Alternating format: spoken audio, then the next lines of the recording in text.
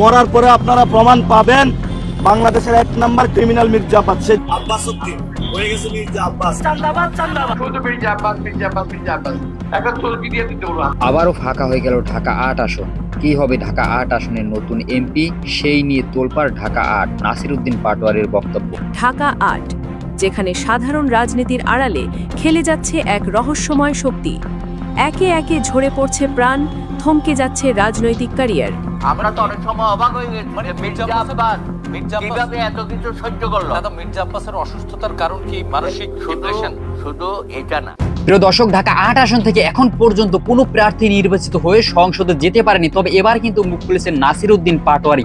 আপনারা এর কারণ জানলে অবাক হয়ে যাবেন যে আসলে ঢাকা ৮ আসনে যে কালো ছায়া রয়েছে, যে কারণে এখন পর্যন্ত কোনো প্রার্থী সংসদে যেতে পারেনি। চলুন আমরা একটু দেখি মির্জা আব্বাস সাহেবের মৃত্যুর যে সংবাদটা রয়েছে সেই বিষয়গুলো দেখার পূর্বে যারা আমাদের চ্যানেলে নতুন, অবশ্যই চ্যানেলটি সাবস্ক্রাইব করে রাখবেন যাতে এরপরে নতুন নতুন ভিডিও সবার প্রথমে আপনার কাছে যায়। চলুন আমরা একটু দেখে আসি এই যে ঢাকা ৮ আসনের বিষয়টা কোন কালো ছায়া রয়েছে। চলুন আমরা সেই বিষয়গুলো একটু দেখে আসি। রাজনীতির খেলায় যা দেখা যায় তা সবসময় সত্য নয়। এটি কি শুধুই সংখ্যার খেলা, নাকি কোনো সুগভীর নীল নকশা? ঢাকার প্রাণকেন্দ্র মতিঝিল পল্টন থেকে শুরু করে ক্ষমতার করিডোর পর্যন্ত বিস্তৃত একটি সংসদীয় আসন ঢাকা ৮, যেখানে সাধারণ রাজনীতির আড়ালে খেলে যাচ্ছে এক রহস্যময় শক্তি। একে একে ঝরে পড়ছে প্রাণ, থমকে যাচ্ছে রাজনৈতিক ক্যারিয়ার। কিন্তু সবকিছুর কেন্দ্রবিন্দুতে রয়েছে একটি বিশেষ তারিখ, ১২। কেন ১২ তারিখে ঘটে যাচ্ছে সব ভয়াবহ অঘটন? শরীফ ওসমান হাদির রক্ত থেকে মির্জা আব্বাসের আইসিইউ, এর পেছনে কি কাজ করছে কোনো অদৃশ্য মাস্টারমাইন্ড? আজ আমরা ব্যবচ্ছেদ করব সেই রক্তহীন করা ঘটনাক্রমের। রাজনীতির মাঠে যখন বড় বড় দলগুলো ক্ষমতার লড়াইয়ে ব্যস্ত, তখন ঢাকা ৮ আসনে এক ধূমকেতুর মতো আবির্ভাব ঘটে তরুণ ছাত্রনেতা শরীফ ওসমান হাদির। বিদেশি আধিপত্যবাদের বিরুদ্ধে তার সেই সাহসী উচ্চারণ আর মেহনতি মানুষের সাথে ফজরের নামাজের পর শুরু হওয়া প্রচারণা খুব অল্প সময়েই তাকে পৌঁছে দেয় জনপ্রিয়তার শীর্ষে। কিন্তু এই জনপ্রিয়তা কি কারো চোখের বালি হয়ে দাঁড়িয়েছিল? ঘটনার শুরু গত বছরের ১২ই ডিসেম্বর। জুমার নামাজ শেষে বিজয়নগর এলাকা দিয়ে রিকশায় যাচ্ছিলেন হাদি। ঠিক সেই সময় জনাকীর্ণ রাস্তায় ঘাতকের নির্মম বুলেট বিদ্ধ হয় তার মাথায়। ৬ দিন মৃত্যুর সাথে লড়াই করে তিনি হার মানেন। কিন্তু হাদির এই বিদায় কি শুধুই কাণ্ড? ১২ তারিখের সেই অশুভ যাত্রা কি কেবল শুরু ছিল? হাদির মৃত্যুতে যখন ঢাকা ৮ শোকাতুর, ঠিক তখনই দৃশ্যপটে আসেন এনসিপি নেতা নাসিরউদ্দিন পাটোয়ারি। তার টার্গেট হেভিওয়েট প্রার্থী মির্জা আব্বাস। একের পর এক আক্রমণাত্মক বক্তব্য আর ব্যঙ্গাত্মক খোঁচায় তিনি দেশবাসীর রসবোধ জাগিয়ে তুলছিলেন ঠিকই, কিন্তু রাজনীতির অন্দরমহলে তৈরি হচ্ছিল অন্য এক পর্দার আড়ালের ষড়যন্ত্র।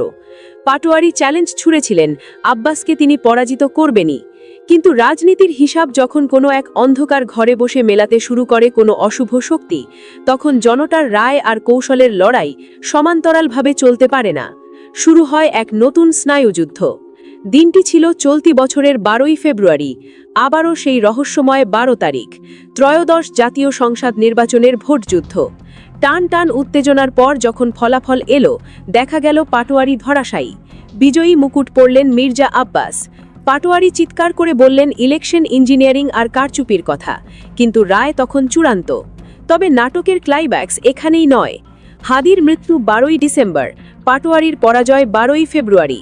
একের পর এক ঘটনার এই যে সমাপতন, এটি কি নিছক কাকতালীয়, নাকি কেউ একজন ক্যালেন্ডারের পাতা দেখে চাল চালছে? দর্শক, ঢাকা ৮ আসনের এই রহস্যময় ১২ তারিখের মারপ্যাচ এবং ক্ষমতার রদবদলের এই অদ্ভুত সমাপতন কি আপনাকেও ভাবিয়ে তুলছে? সংসদ ভবনের শপথের আগেই কেন থমকে যেতে হয় বিজয়ীদের? এই ভয়াবহ সত্যের পরবর্তী অংশ আরও রোমহর্ষক। আমাদের এই অনুসন্ধানী প্রতিবেদনটি যদি আপনার ভালো লেগে থাকে এবং সত্যের সন্ধানে আমাদের সাথে থাকতে চান, তবে এখনই নিউজ বিডি লাইভ চ্যানেলটি সাবস্ক্রাইব করুন। কারণ সত্য যত গভীরেই লুকানো থাক, আমরা তা সামনে আনবই। ১২ই ডিসেম্বর রক্ত ঝরল, ১২ই ফেব্রুয়ারি স্বপ্নভঙ্গ হল, কিন্তু নিয়তির সবচেয়ে বড় পরিহাসটি জমিয়ে রাখা হয়েছিল ১২ই মার্চের জন্য। দিনটি ছিল অত্যন্ত তাৎপর্যপূর্ণ। নবগঠিত জাতীয় সংসদের প্রথম অধিবেশন। ঢাকা ৮ আসনের নবনির্বাচিত সাংসদ হিসেবে মির্জা আব্বাসের গদিতে বসার কথা, কিন্তু সূর্য ডোবার সাথে সাথেই বদলে যেতে থাকে সব সমীকরণ। মধ্যরাতে খবর আসে তুখোড় এই রাজনীতিবিদ স্ট্রোকে আক্রান্ত হয়ে লুটিয়ে পড়েছেন। যার গন্তব্য ছিল পবিত্র সংসদ ভবন, তাকে নিয়ে ছুটতে হলো এভার কেয়ার হাসপাতালের আইসিইউতে। আবারও সেই 12 তারিখ। কেন প্রতিবারই এই একটি সংখ্যাই ঢাকা ৮-এর বিজয়ীদের জন্য কাল হয়ে দাঁড়াচ্ছে? কেন হাদি, পাটোয়ারি কিংবা আব্বাস কেউই শেষ পর্যন্ত সংসদের আঙিনায় পা রাখতে পারলেন না? এটি কি কোনো অতিপ্রাকৃত ঘটনা? মির্জা আব্বাসকে উন্নত চিকিৎসার জন্য দ্রুত সিঙ্গাপুরে পাঠানো হয়, কিন্তু এই অসুস্থতার টাইমিং নিয়ে রাজনৈতিক বিশ্লেষকদের মনে জাগছে এক রক্তহিম করা প্রশ্ন। ঠিক যে দিনটিতে তার ক্ষমতা জাহির করার কথা ছিল, ঠিক সেই দিনটিতেই কেন তাকে জীবন মৃত্যুর সন্ধিক্ষণে দাঁড়াতে হলো? ঢাকা ৮-এর বাতাস কি তবে সত্যিই কোনো ভয়াবহ অভিশাপে ভারী হয়ে আছে, নাকি এর পেছনে কাজ করছে দলের অভ্যন্তরীণ কোনো পর্দার আড়ালের ষড়যন্ত্র? হাদির মৃত্যুতে যারা লাভবান হয়েছিল কিংবা পাটোয়ারির পরাজয়ে যারা স্বস্তির নিঃশ্বাস ফেলেছিল, তাদের সাথে কি এই অসুস্থতার কোনো দূরবর্তী যোগসূত্র আছে? অনুসন্ধানী সাংবাদিকতার দৃষ্টিতে দেখলে দেখা যায় যে ঘটনাগুলো ঘটে চলেছে তা একটার সাথে আরেকটার গভীর যোগসূত্র রয়েছে। ভালো করে লক্ষ্য করুন, এই আসনে নির্বাচন নিয়ে উত্তাপ ছড়িয়েছিল ৩ জনকে ঘিরে। প্রথমজন ওসমান হাদি, নির্বাচনের আগেই তাকে পৃথিবী থেকে সরিয়ে দেওয়া হলো। দ্বিতীয়জন নাসির উদ্দিন পাটোয়ারি, যিনি নির্বাচনে হেরে রাজনীতির মাঠ থেকে সাময়িকভাবে ছিটকে পড়লেন। আর তৃতীয়জন মির্জা আব্বাস, যিনি জয় হয়েও অসুস্থতার কারণে সংসদের চৌকাঠ মারাতে পারলেন না। সবচেয়ে বড় রহস্য হলো, এই ৩ জনের জীবনের টার্নিং পয়েন্টগুলো কোনো না কোনো মাসের 12 তারিখেই ঘটেছে। এই কি সেই নীল নকশা যা ঢাকা ৮ আসনকে একটি মরীচিকায় পরিণত করেছে? ওনারা ক্লিয়ার করেছে। আব্বাস ভাই অনেক অসুস্থ, আমি ওনার জন্য প্রার্থনা করি এবং দোয়া করি যাতে আল্লাহ তাআলা তাকে সুস্থ করে দেন। এবং সেখানে অনেকে ক্যারেক্টার অ্যাসাসিনেশন করার চেষ্টা করতেছে, তো এটা লাভ হবে না, কারণ অলরেডি ওনার ছেলে স্টেটমেন্ট দিয়েছে। তারপরে হলো যারা ডাক্তার, আমি অনেক ডাক্তারের সাথে কথা বলেছি যে এটার কারণে না, এটা ওনার আগে থেকে সিকনেস ছিল এবং সেটা থেকে হয়েছে, এবং তার ফ্যামিলিও এটা স্পষ্ট করেছে। তো এটা নিয়ে যারা জল ঘোলা করতেছে অথবা তারা রাজনৈতিকভাবে সুযোগ নেওয়ার চেষ্টা করতেছে, আমি সাথে সাথে দোয়া করেছিলাম ওই দিন। আমি ওনাদের ফ্যামিলি তো অ্যাপ্রোচ করেছিলাম যে যাওয়ার জন্য, ওনারা ব্যস্ত ছিল এবং আমিও চাইনি যে কোনো অন্য কেউ কোনো সুযোগ নেওয়ার যাতে নিতে পারে, সে পরিস্থিতি, অনাকাঙ্ক্ষিত পরিস্থিতি সৃষ্টি হোক। আমি ওনার জন্য দোয়া করি যাতে উনি সুস্থ হয়ে ফিরে আসুক। তবে আমাদের একটাতে মানে অনেকে মনে করে যে আমি থেমে যাব বা কোনো কিছু নেন না, আমাদের এটা সিস্টেমের বিরুদ্ধে লড়াই, কোনো ব্যক্তির বিরুদ্ধে না। ফলত এখানে চাঁদাবাজি, সন্ত্রাস, দুর্নীতির বিরুদ্ধে আমার লড়াই চলমান থাকবে।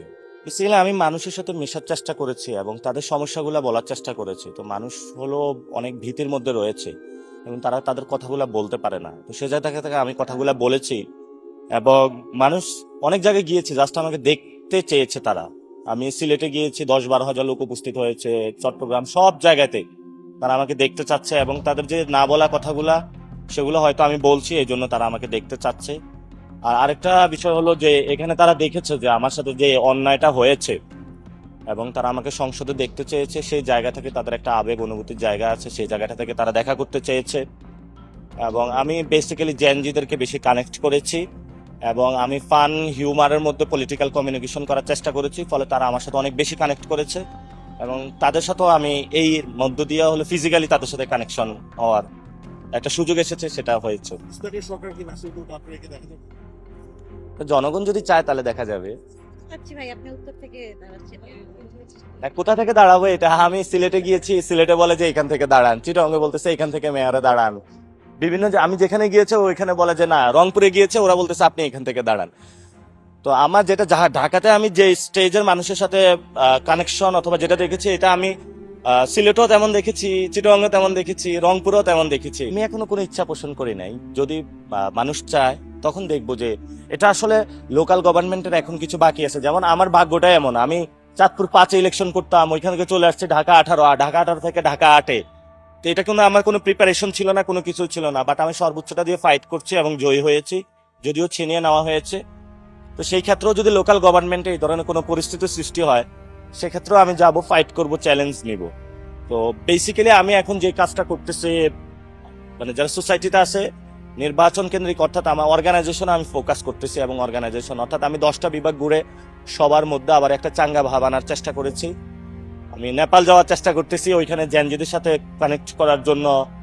সামনে সৌদিতে যাব। প্রিয় দর্শক, সবাইকে অসংখ্য অসংখ্য ধন্যবাদ সম্পূর্ণ ভিডিওটি দেখার জন্য। যারা সম্পূর্ণ ভিডিওটি দেখেছেন তারা বিষয়টি বুঝতে পেরেছেন যে এখানে কিন্তু দেখা যায় যে ঢাকা ৮ আসনের সাথে এই যে ১২ তারিখের যে একটা বিষয় রয়েছে এটা কিন্তু দেখা যায় ভালোভাবেই কিন্তু জড়িত রয়েছে। এবং অন্য একটি বিষয় রয়েছে, দেখেন যে সোশ্যাল মিডিয়ায় একটি গুঞ্জন উঠেছে যে আসলে মির্জা আব্বাস সাহেব কিন্তু পৃথিবী ছেড়ে চলে গেছেন, এমন একটা কথা কিন্তু আসলে উঠেছে সোশ্যাল মিডিয়া। আসলে এটা কতটুকু সত্য সেই বিষয়টা আপনাদের সাথে আপনি বিষয়টা একটু শেয়ার করে, যে আসলে এখন পর্যন্ত কিন্তু কোনোভাবেই নিশ্চিত করা হয়নি। এটা কিন্তু সম্পূর্ণভাবে একটি গুজব বলা যেতে পারে যে আসলে মির্জা আব্বাস সাহেব পৃথিবী থেকে চলে গেছেন, এটা গুজব বলতে পারেন। কারণ কোনোভাবেই কোনো ভালো কোনো মাধ্যম থেকে এখন পর্যন্ত এটা কিন্তু ঘোষণা করা হয় না যে চলে গেছেন। হ্যাঁ, সে অসুস্থ ছিল, তাকে ভালো উন্নত মানের চিকিৎসার জন্য ঢাকা এভার কেয়ার হসপিটাল থেকে সিঙ্গাপুরে নেওয়া হয়েছে এবং তার যে ডাক্তাররা রয়েছে তারা কিন্তু এই বিষয়টা ক্লিয়ার করেছেন যে সে সুস্থ আছে এবং আগের থেকে তার শারীরিক অবস্থা আরো ভালো হয়েছে, উন্নতি হয়েছে।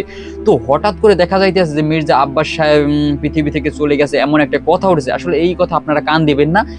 আরেকটি বিষয় যে ঢাকা ৮ আসনের কি হবে, অনেকেই বলতেছেন যে ভাই ঢাকা ৮ আসনের এই যে নির্বাচনের যে বিষয়টা কি হবে। এখন পর্যন্ত যেহেতু নির্বাচিত এমপি রয়েছে তার কিছু হয় না, তাহলে হওয়ার কোনো বা না হওয়ার কোনো মানেই হয় না। যাই হোক, সবাই দোয়া করবেন, মির্জা আব্বাস সাহেবের জন্য সবাই দোয়া করবেন, কারণ যেহেতু সে একজন প্রবীণ রাজনীতিবিদ এবং দেখা যায় বিএনপির স্থায়ী কমিটির একজন সদস্য এবং সে অনেক দিন যাবতীয় কিন্তু এই দেখা যায় রাজনীতির সাথে জড়িত ছিল। সেক্ষেত্রে দেখা যায় সে অসুস্থ হওয়ার পরে কিন্তু নাসিরউদ্দিন পাটোয়ারি তার জন্য দোয়া কামনা করেছেন, তার সুস্থতার কামনা করেছেন। সবাই তার জন্য দোয়া করবেন যেন খুব দ্রুতই তিনি সুস্থতা লাভ করেন এবং সে আমাদের মাঝে ফিরে আসেন। যাই হোক, সবাই ভালো থাকবেন, সুস্থ থাকবেন। আপনাদের ব্যক্তিগত মতামত অবশ্যই কমেন্টে জানিয়ে যাবেন। সবাই ভালো থাকবেন, ধন্যবাদ সবাইকে।